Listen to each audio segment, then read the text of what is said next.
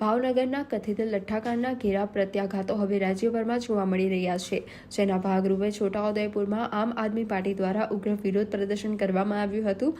Chhota Udepur power house 4 રસ્તા પાસે આવેલા ડોક્ટર બાબા સાહેબ આંબેડકરની પ્રતિમા નજીક આપ કાર્યકરોએ બેનરો અને પ્લેકાર્ડ સાથે વિરોધ નોંધાવ્યો હતો।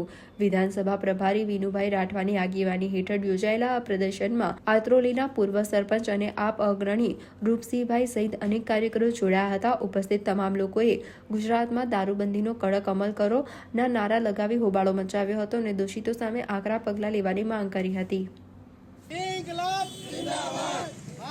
આજે છોટાઉદેપુર જિલ્લામાં આમ આદમી પાર્ટી દ્વારા વિરોધ પ્રદર્શન કરવામાં આવ્યું છે। ખાસ કરીને ગુજરાતની અંદર જ્યારે લઠ્ઠાકાંડની અંદર ભાવનગરની અંદર કેટલાક લોકોનો જીવ ગુમાવવામાં આવ્યો છે, કેટલાક લોકો દારૂ નકલી પીને મરી ગયા છે। આ ગુજરાતની અંદર મોટી મોટી વાત કરનારી ભારતીય જનતા પાર્ટીના શાસનની અંદર આજે જીવલેણ હુમલો થયો કહેવાય છે।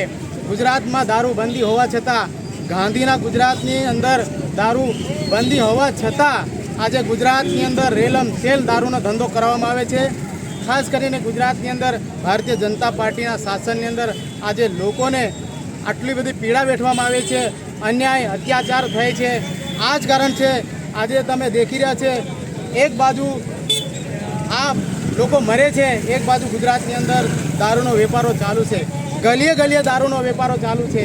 આ ભારતીય જનતા પાર્ટી ફક્ત ને ફક્ત ગુજરાતની અંદર દારૂના ધંધાઓને વધારવા માટે આખા ગુજરાતમાં દારૂનો ફેલાવો કરવા માટેનું શાસન ચલાવે છે અને અહીંના લોકોને મૃત્યુના માર્ગ તરફ ધકેલવાનું કામ કરે છે। ચોખ્ખે ચોખ્ખું દેખાઈ રહ્યું છે। એના માટે અમે સમગ્ર ગુજરાતની અંદર આમ આદમી પાર્ટીના પ્રતિનિધિઓ, આગેવાનો ભેગા થઈ ગુજરાતની અંદર હંમેશા માટે દારૂબંધી કરવામાં આવે એના માટે અમે વિરોધ કરીએ છીએ।